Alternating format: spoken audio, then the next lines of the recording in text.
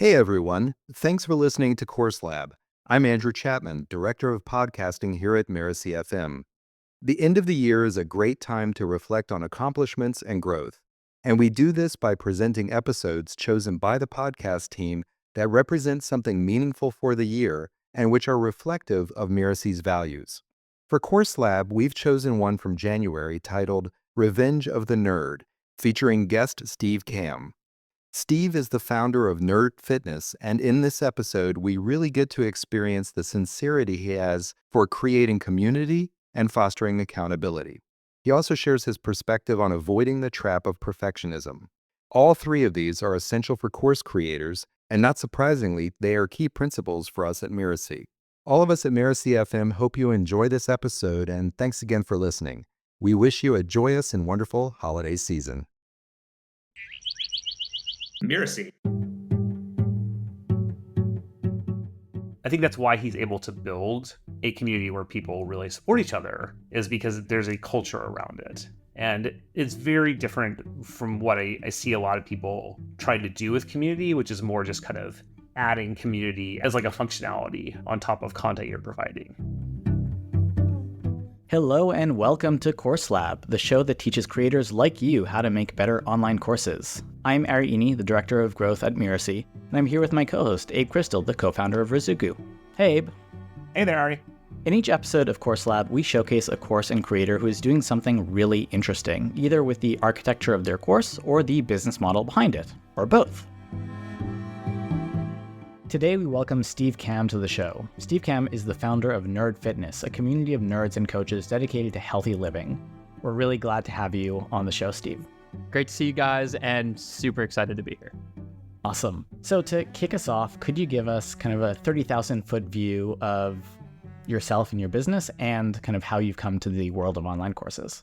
Yeah. So I was lovingly raised by two parents and a Nintendo Entertainment System, and spent the majority of my childhood escaping into games and books and movies, and also just a big fan of running around outdoors and pretending like I was Link from The Legend of Zelda. I think I even wrote a sequel to a video game at some point because I thought that was very important to do. So this was the majority of my childhood and my upbringing, and spent most of that time also just assumed that I was always going to be the scrawny, weak individual, and that was my genetics, and that was my identity, and that's kind of the path I was on. And then I learned how to eat right and pick up heavy things, and quickly learned that the story I had been telling myself was just factually inaccurate. So I spent a few years getting healthier, getting stronger, building confidence, and realized there wasn't really a home online for people like me, people that were interested in learning how to get fit, but felt super self-conscious about going to a big box gym. So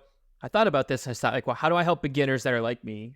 And I Googled nerd and fitness, and nothing popped up. So I was like, all right, I guess we'll do that. So I bought nerdfitness.com. This is way back in 2007 when I bought that domain. So this is like before being nerdy was cool, and before Marvel blew up, and before Disney acquired Star Wars, I think. So I wasn't capitalizing on a trend. I'm just a huge dork that happens to love helping people not make all the mistakes I did.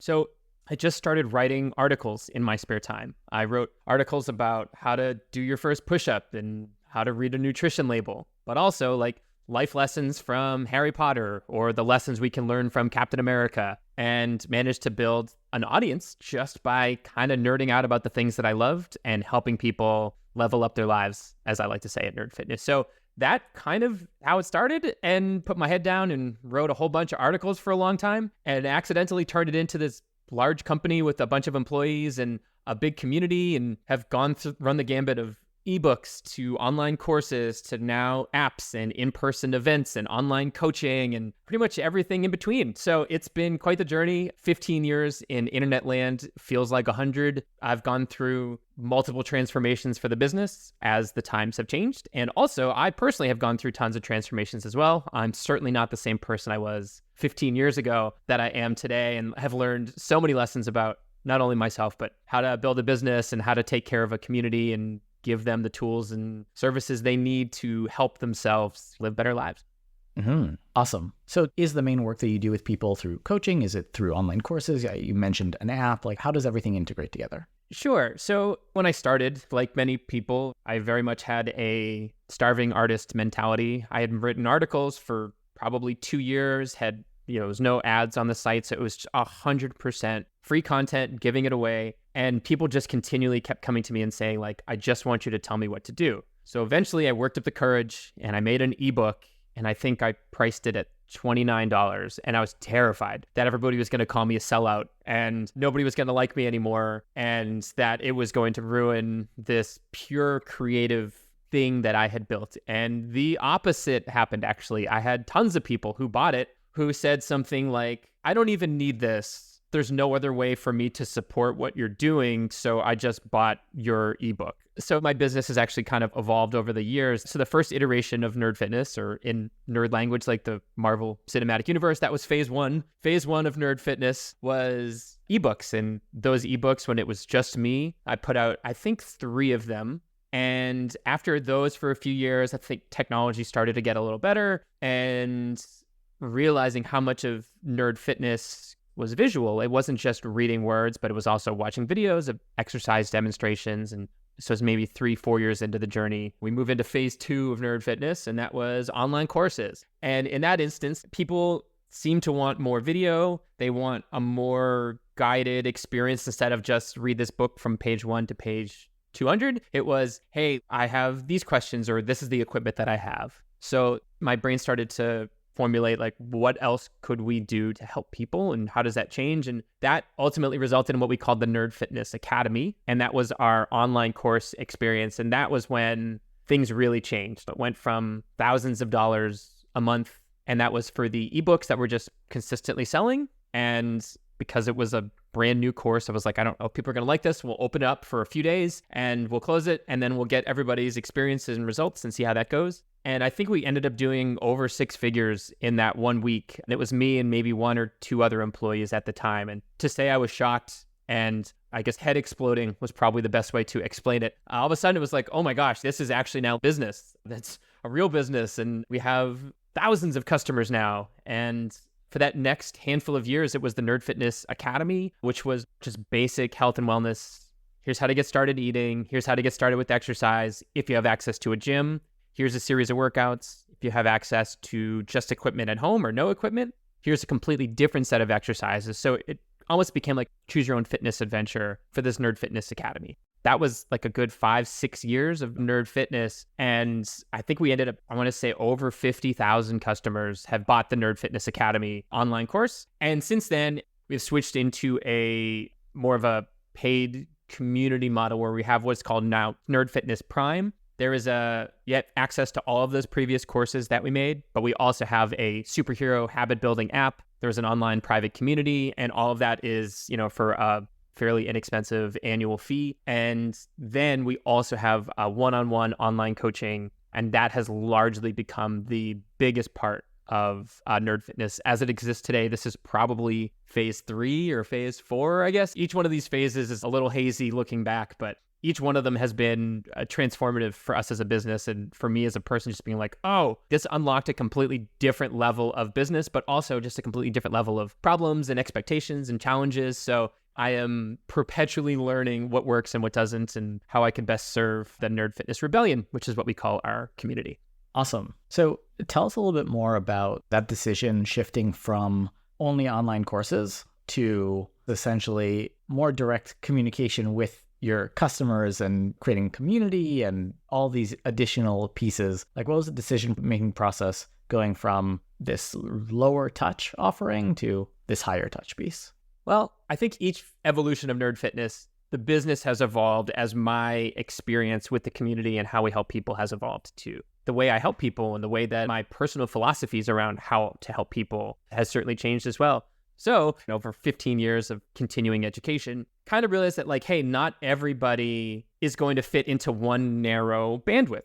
At the time, for me, it was you should probably strength train, you should probably go low carb, and don't run because you're probably going to get injured. And that was like the prescriptive format that worked for people, and we got tons of success stories. But there was also tons of people that loved Nerd Fitness that were like, yeah, but I kind of want to run a 5K. Or like, I'm a vegetarian for any number of reasons, but I love this website and realizing that we were helping people, but we were helping such a smaller band of people in a very narrow way. We were leaving people behind. And one of the rules of the rebellion at Nerd Fitness is we never leave our wingman or wing woman or wing person. So we were leaving people behind. And that evolution with the online courses was, hey, here's an opportunity for us to create some more individualized help.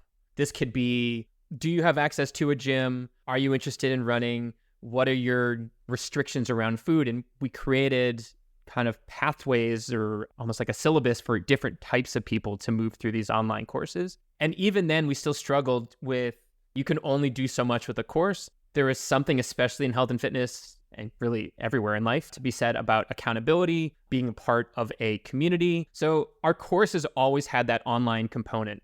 And like I said, 50,000 customers joined Nerd Fitness, paid for these courses. The challenge we ran into was twofold. There was one on the business side and one on just like the personal, I want to feel really good about myself and the work that I'm doing side. On that side, it was, we're still leaving people behind. And I want to be able to help the people that are not self-starters. You have people that maybe they're a single mom with 3 kids, or they've been on diets for the majority of their life because their mom brought them to Weight Watchers when they were 12. There's these other scenarios in which these people then might not succeed in an online course scenario without a community or accountability and feel like they're failing. And the reality is, like, it's probably just not the right method for them to learn. So from that aspect, we have these people in our community that are looking and craving and desperate for more higher touch opportunities. Their lives are changing. They want to be able to ask questions directly to somebody else. They want somebody to be able to check their form on an exercise. They want somebody to keep them accountable with how they're eating. They want to feel like they're supported. And that's where this idea for our online coaching program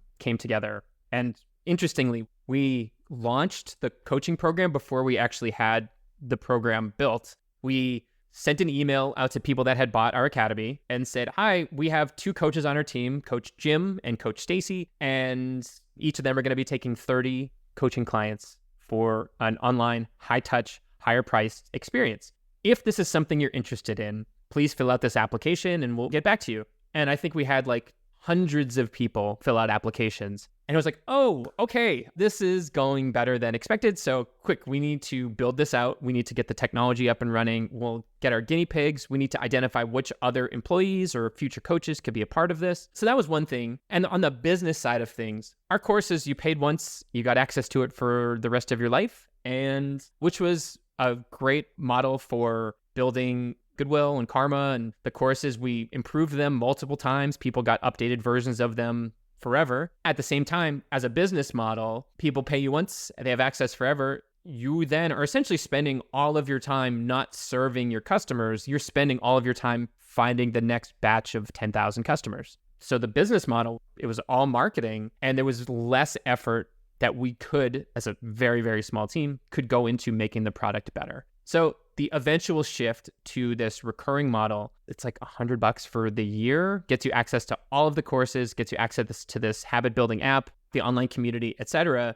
At least now we have this recurring core group of people that we can improve the experience in certain areas, or they get the chance to be a part of something that, you know, we're continually adding to when it comes to the app or the experience. And then with our coaching program, that's ongoing and monthly as well. So that way people can stay for as little or as long as they want based on their experiences. We've been doing it now for years. There's no cancellation fee. You can just cancel whenever you want. And I think our average client stays something like 11 months, and something that we're really, really proud of. And we've had some clients that have been with us literally since day one and are still with us 3, 4, 5 years later. So our coaching has really evolved with each client, and it's really high touch and individualized. Awesome. Well, if we could talk a little bit more about the details, like some of the implementation, because I think people listening are familiar, for example, with the idea that, you know, it can be difficult for people to progress through a course or a curriculum in certain contexts. And so some of the techniques that we talk about for dealing with that include community and accountability, which you mentioned.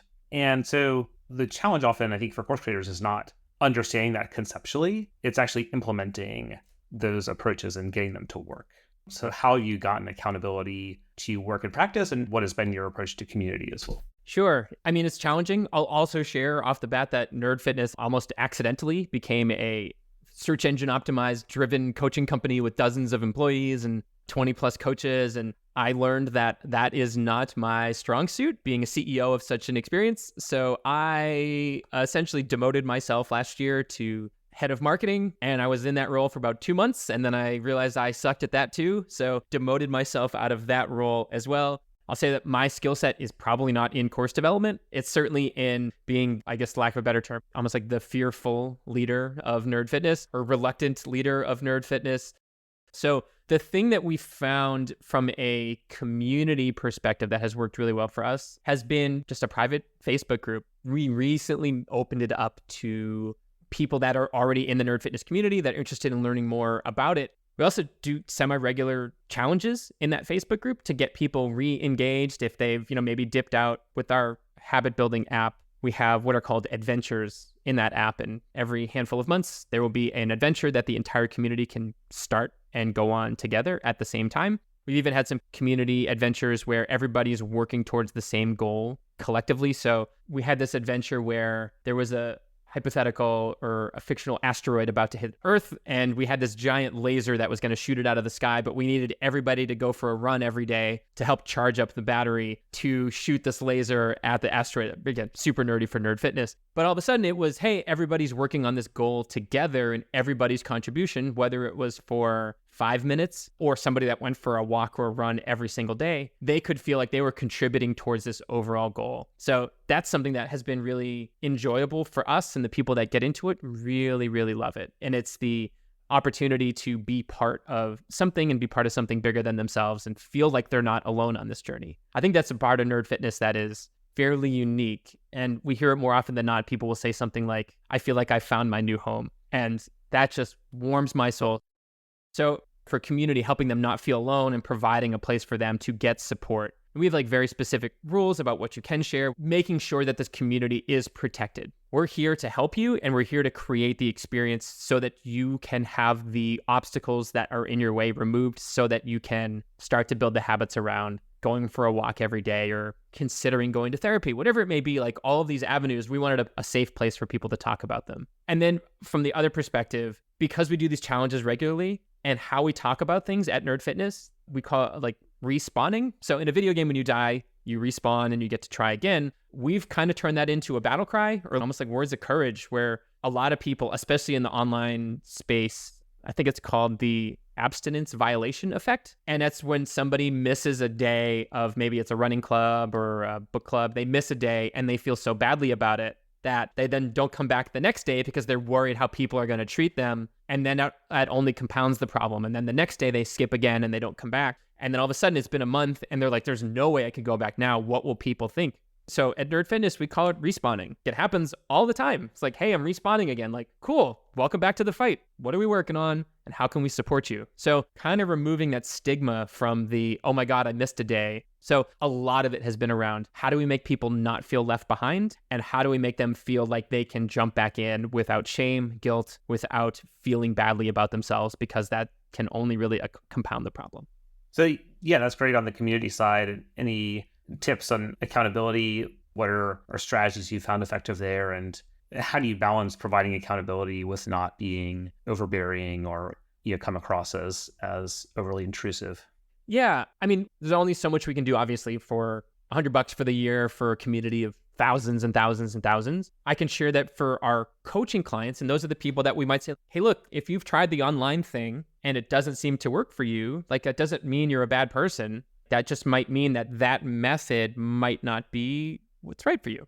There was something to be said about having an expert curate a specific method to walk you through a journey. I think that's unbelievably valuable. So for Nerd Fitness and accountability, that opportunity for coaching is a way for some people who might want more accountability, but they want accountability their way. So for the accountability at Nerd Fitness, it truly is customized. Some people do need quote unquote tough love. The majority of people are the toughest critics to themselves. So we provide what we like to call non-judgmental accountability. We help people that need that nudge, but we do so in a way that is not guilt tripping and not shame inducing and not overbearing. That's great. Thank you. One quick question. So the membership, you kept mentioning that it's an annual fee. So it's only annual, there isn't a monthly? Ooh, that's a great question. I think there might be a quarterly option, but we've priced it in such a way that the annual option is almost, like I said, a no-brainer. I think the majority of people take us up on that offer. Interesting. Cool. Thank you. Any last tips or thoughts you want to share with our listeners before we wrap up? My big thing is when we built our course, it was ugly. When we launched our coaching program, we used a shared Evernote folder and text messaging. Now we have like custom coaching software. Our app is as a custom built app. But if you're providing unbelievable experience, I think especially if it's like, hey, we're trying this new thing and we want you to be a part of it, and you can get people in to be help and say like, we need your help shaping this thing, that goes a really, really, really long way to making people feel like they're part of something and they want to support and be a part of it. I think video games do this really, really well. They call it early access, or you can get the beta version of a game and you pay a less rate and you get the game that is wonky and broken. But what they learn from you playing the game in that stage is what helps make the future version of it successful. So I think it's really easy to say like, oh, I don't have the right software, so I can't launch it yet. We've certainly done things where you build a product or a service and you deck it out and you launch it, and then you learn that nobody actually wanted it. I think you're much better off getting to know your audience and not just saying like, hey, if we were to offer something like this, would you buy it? I instead would literally get the bare minimum version of it together and put it up for sale and say like, hey, we're going to be starting this next month. We're all going to be going through it together. And if not enough people buy it, then say like, no problem. Like, hey, we decided to change things and we're going to redo it at a future date and refund everybody's money. But the majority of things that I've launched that have been successful is because I almost launched it before it was ready. And then I went out of my way to over deliver in every other way possible so that any technical hiccups didn't get in the way. And one final thing I'll share is you get really good at learning the people that are excited to be a part of it and understand that you can't work miracles with a $100 online course. And it's okay to tell the people that are literally expecting miracles and to solve all of their problems that this might not be the course for them and it might not be the community for them. We are very quick with our version of Mjolnir, our version of the Banhammer for people that are disruptive. We, as employees, take our mental health seriously, our community. That's a really big, important thing for us. And, you know, we gladly refund people's money who is not a great fit for what we do and what we offer. I think that's something that we are proud of. We're doing this to help our group of people. Awesome. I love those pieces, and I feel like there's a lot of really important stuff there. So thank you for those. So where can our listeners learn more about Nerd Fitness and about you?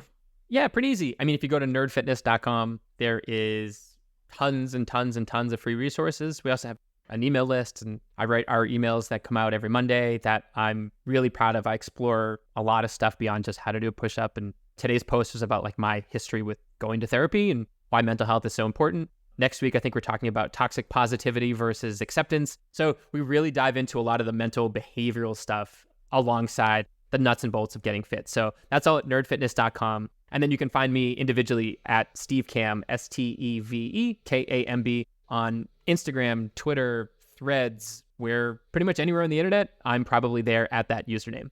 Awesome. And for what it's worth, I've been reading Steve's emails for a very long time, and I highly recommend them. Thank you so, so much, Steve. This has been awesome. Yeah, I really appreciate it.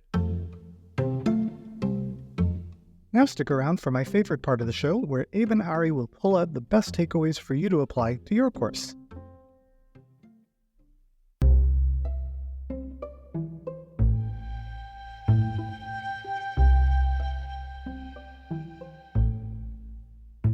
All right, Ari, it is time for the debrief. It's going to be tricky to compress this one down since Steve had so much to share.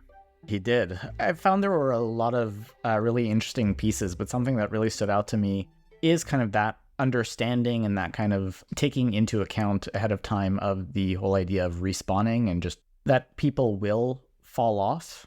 And so them kind of making it part of their process, I mean, kind of calling it out, allowing people to jump back in, making it very easy for people to jump back in. I find that really interesting. And I feel like in a lot of courses, it starts whenever it starts. And then if someone falls off, they fell off, they should have kept up, and that's it. As opposed to keeping in mind and thinking about, how can I facilitate? How can I make sure that it's easy for people to get back in and to actually complete the course and complete whatever outcomes or goals they have?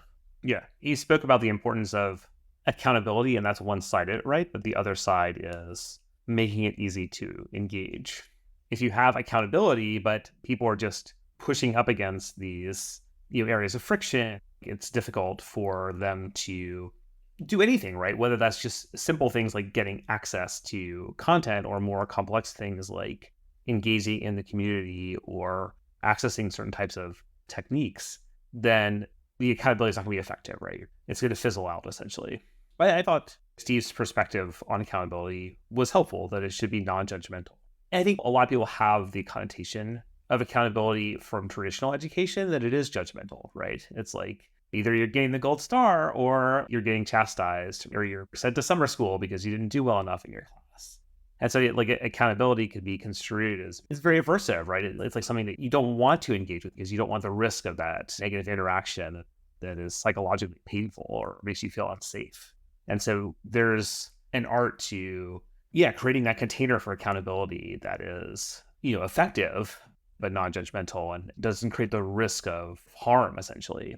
And so, that I think it's an important aspect of accountability that is not often talked about, right? We often leave accountability as it's essentially like it's a bullet point, right? It's something that you should provide, but it's more complex than that. Yeah, and I feel like it's a bullet point. Like this is something you should provide, but it's not thought through. And it often is the stick as opposed to the carrot. Another thing that I found interesting and just something good to keep in mind for anyone who's been building courses and kind of selling courses is kind of that idea. And the way that Steve was talking about it is it can become a difficult business model if all your revenue is coming from sources that they pay once and then that's it, and doesn't give you the space to grow necessarily or to kind of put in the thought to continue supporting and optimizing your product because you're not incentivized to do so, essentially. And so keeping that in mind, I think, is very interesting and something that a lot of course creators probably don't think about because they feel like, I'll just sell more, but that can be really hard.